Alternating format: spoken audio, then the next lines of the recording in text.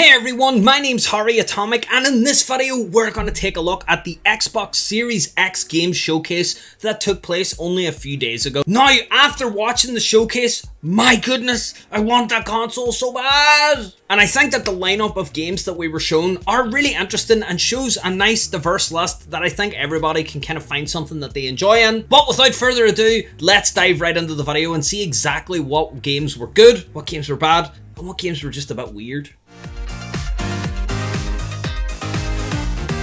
Anyways, before we dive straight into the video, I want to ask everyone to please consider subscribing to the channel if you haven't already. We talk about a lot of Xbox stuff here on the channel, so if you want to see more Xbox videos in your sub feed, please consider subscribing. I think this may be the channel for you. Now, before we dive into the impressions, I want to let you guys know that I'm not going to be doing the entire showcase like second by second. Really, this is just my thoughts on each game, edited down into something a bit more bite-sized than an hour-long video. Now, with that in mind, let's dive straight in.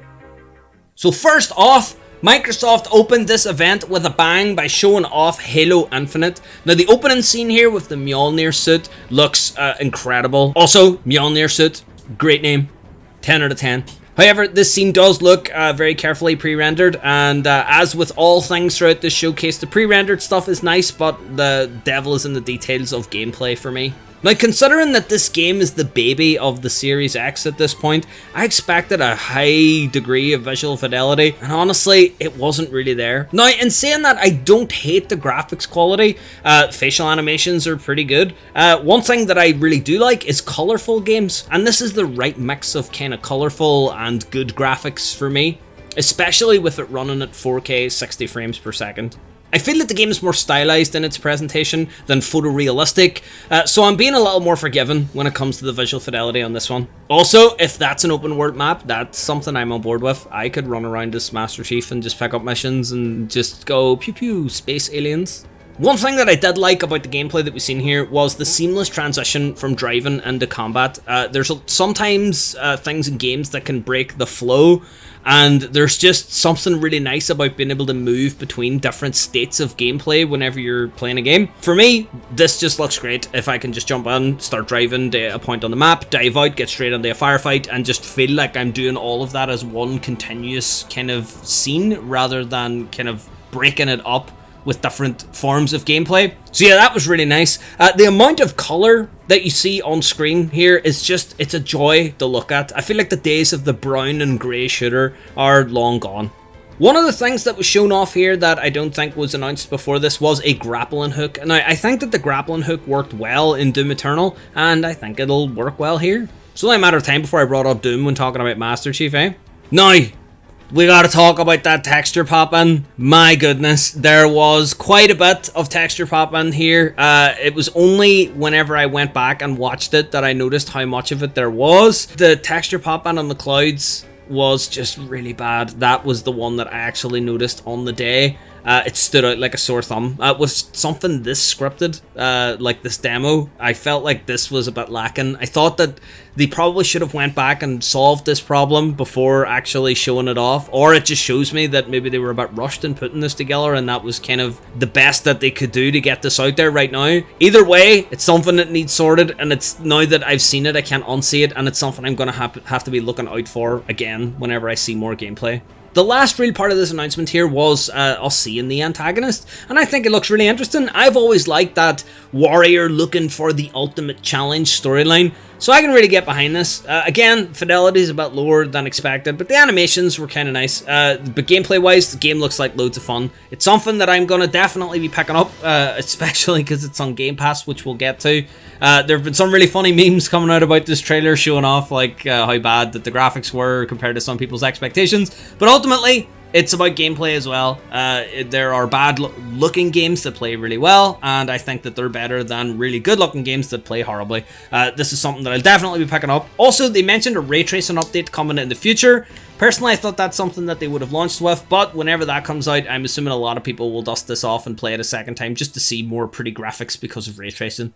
Next up was State of Decay 3. Not really much to say here. It's a cinematic kind of reveal. Now, I'm assuming that this is the protagonist. Their kind of visceral scream, it really jumped out at me when I was watching the event live. Then there was the zombie deer. Not sure if I've ever been startled by a deer before, but that deer is 10 out of 10. All in all, it's a reveal, and reveals like this are more like announcements rather than some kind of substantial depiction of what the game's going to be like. But yeah, it looks interesting. It's State of Decay, so if you like that series, I'm assuming that they're going to kind of stick to the same formula. After this, there was a small announcement regarding Game Pass, and it was small in length, but not in stature. All games shown today will be on Game Pass. My goodness, this shows Microsoft's absolute dedication to the Game Pass service. The value for customers here is just off the charts. After this, we were treated to Forza Motorsport, which they said was captured in-engine. Now, things that are captured in-engine, for me, that's a bit of smoke and mirrors sometimes. I've seen some games that have had great in-engine showcases, but the end result was a bit less impressive. Still, it's hard to deny that it looks extremely pretty, and hopefully that these visuals will translate in-engine to the actual console. Also, one thing that I want to mention here, I'm not a fan of the naming convention here at all. Games that drop back to calling their product the name of the series, like without the number, like they drop the number, it just confuses people whenever they talk about the game. At this rate, I'll just end up calling this Forza Series X or Series X Forza or something like that. I really don't like it. Next up is one of my picks of the entire showcase. It's Everwild. Now again, I know that this is just another reveal. I have no idea what this game is about, but I am so hyped for it. The theme, the style, the vibe, it's just totally up my street. This is exactly the type of game that I go for, and I can't wait to see some gameplay. Now I do understand that I am just commenting on my expectations of what the game are going to be like and not actually the game. However, I really like, as I said, the theme that they're presenting here, and I really can't wait to see if they do something interesting with it.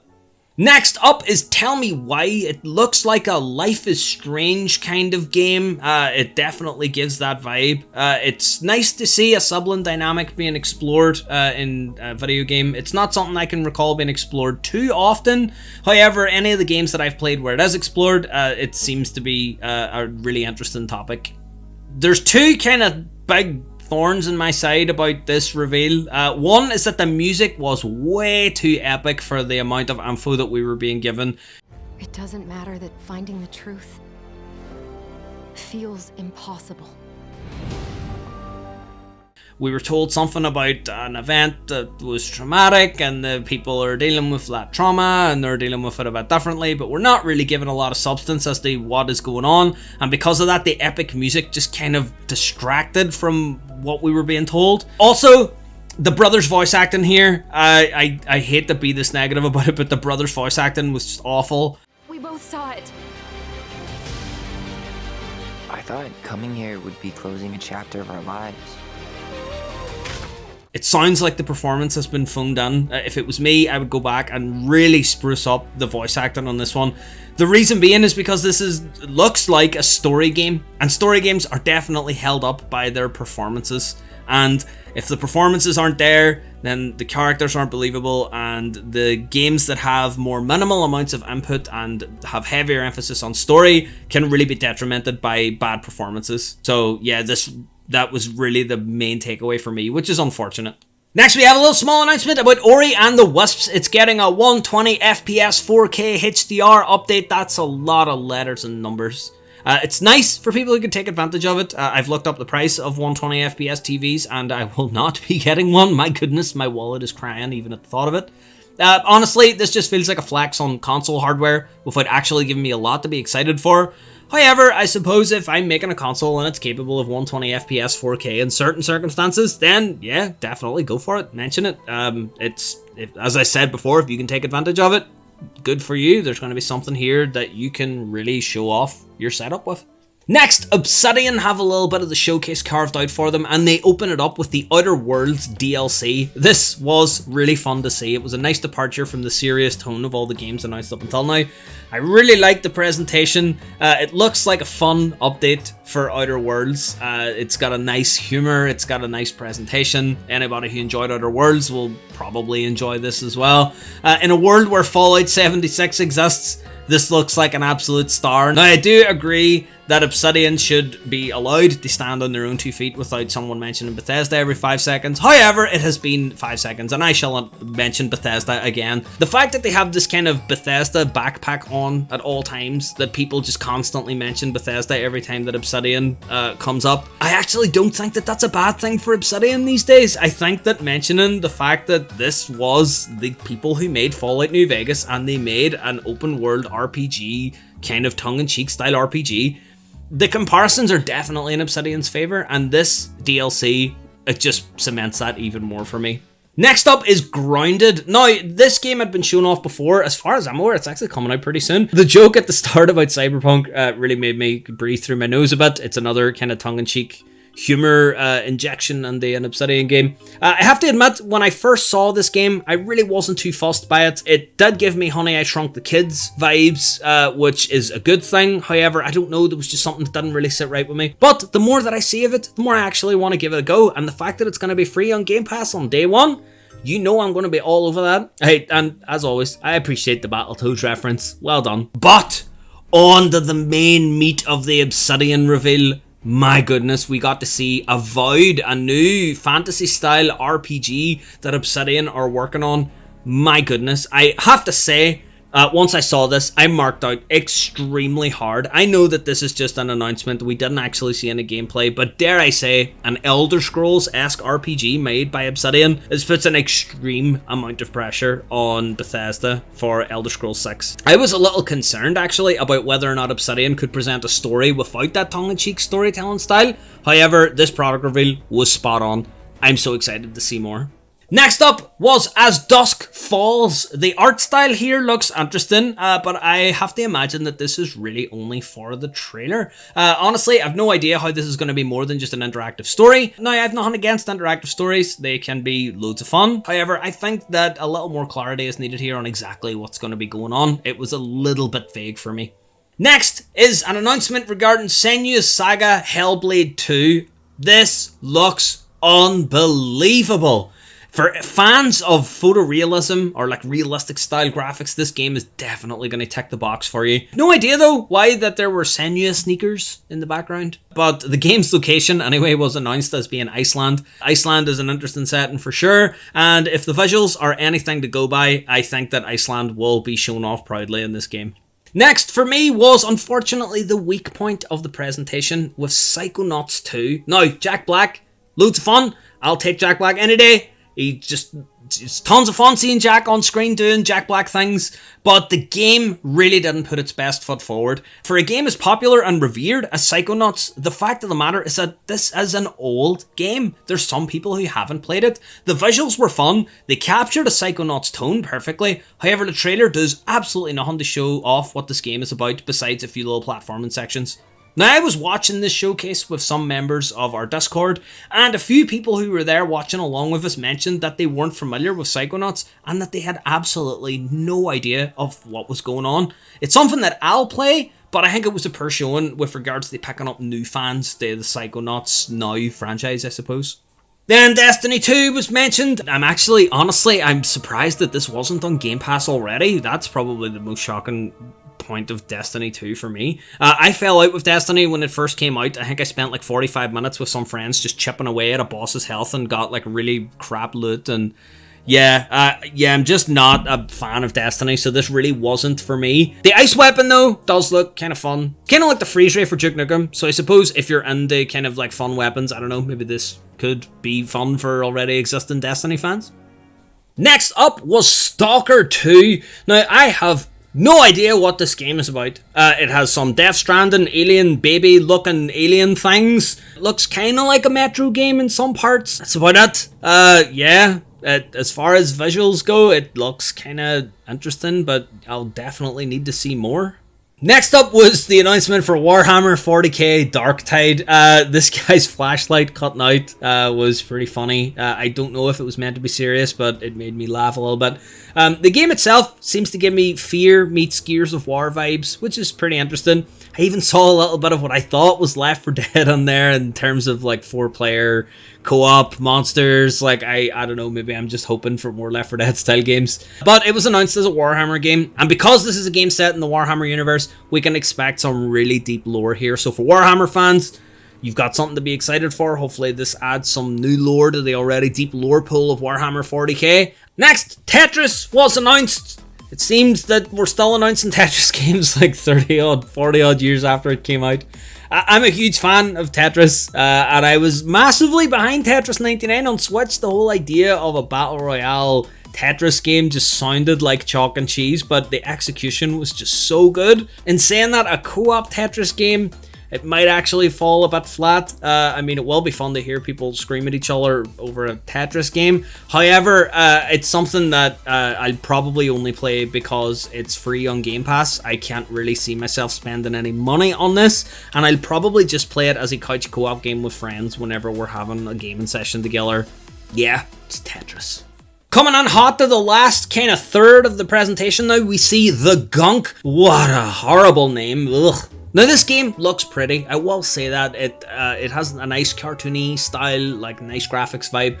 The very little gameplay that we do see looks a little one-dimensional to me. I initially thought of Slime Rancher, if I'm being honest, and I think that was a bad comparison because it kind of left me expecting a lot. Without more information, that we have no reason to expect, unfortunately, that this isn't going to be anything more than a clean up the goo game. We'll have to see more gameplay in the future in order to kind of break away from that impression, but for me, it just seems a little one-dimensional at the moment. Hopefully, we'll get to see more in the future.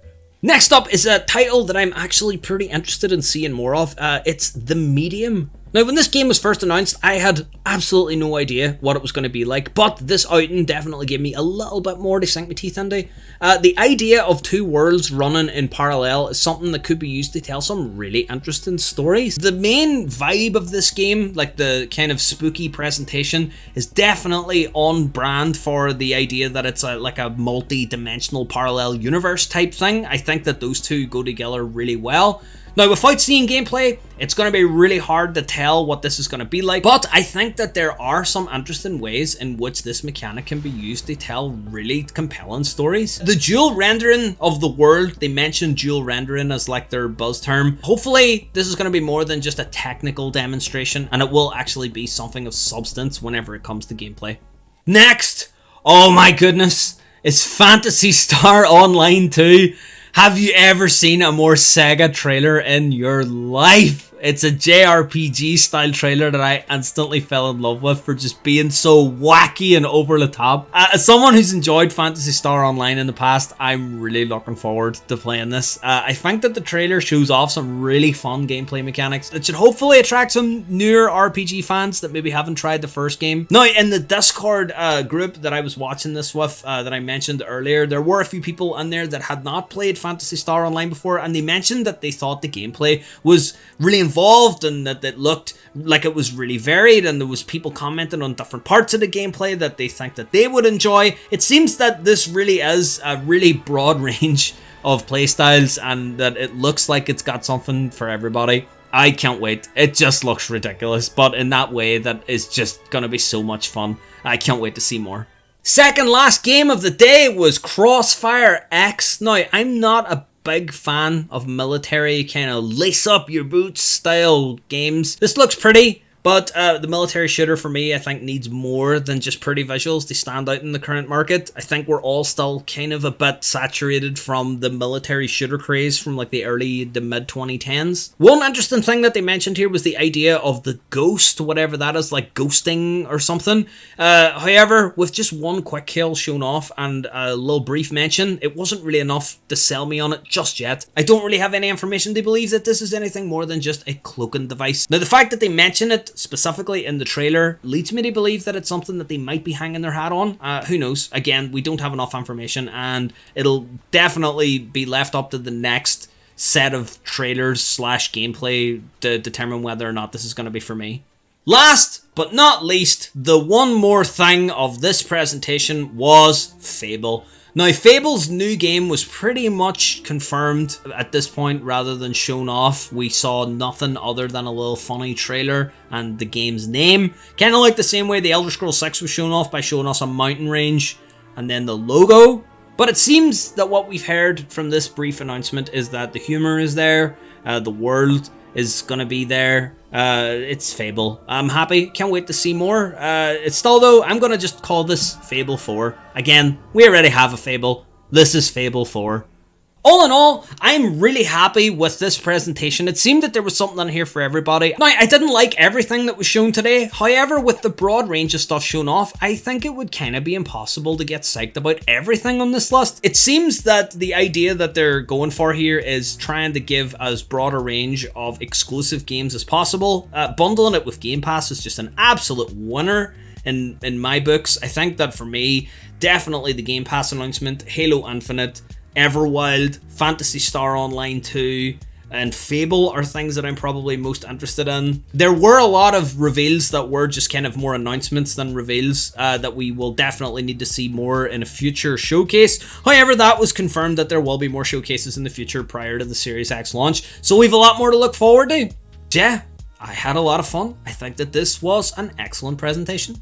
And there you have it, the Xbox Series X showcase. Now, I have heard a lot of people say that they believe that this is the end of the console wars because both sort of console manufacturers are now showing off games that are basically really different flavors of video games. But let me know what you think down below. Are you an Xbox fan that found something on here that you really can't wait to get your hands on? Are you a PlayStation fan and maybe you haven't been sold over by this, or maybe you have seen some things that you're interested in and are thinking about maybe picking up a Series X? Let me know down below. I love hearing from everybody, no matter whether you like PlayStation, Microsoft, Nintendo, whatever. I just love hearing people talking about video games. And also, as I mentioned it a few times throughout this video as well, we have a Discord where we hang out all the time, talk about video games, just have loads of fun. If that sounds like something you're interested in, then all the links are down below. Also, if you haven't subscribed to the channel already, please consider subscribing for more Xbox videos. Anyways, thanks for watching this video, and I'll see you guys next time.